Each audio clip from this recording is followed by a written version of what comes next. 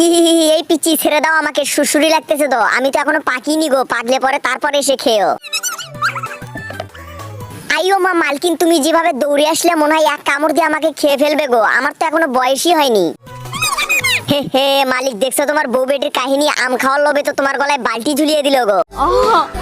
আরে আরে মালকিন, না না, এই সকাল সকাল আমার ঘাট ধরে টানাটানি করো না, আমার ঘাড়ে তো ব্যথা লাগতেছে। এ কি, যা যা মালকিন, তুমি তো আমাকে ছিঁড়েই ফেললে। তাহলে কতবার খাচ্ছর মালকিন?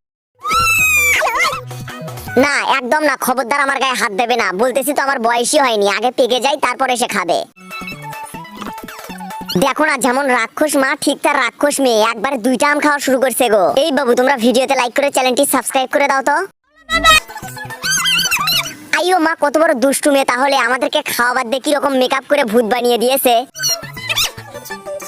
আরে মালকিন, আমাদেরকে আবার নতুন করে নিয়ে আসলে কি কেটে মেখে খাবে নাকি? হ্যাঁ,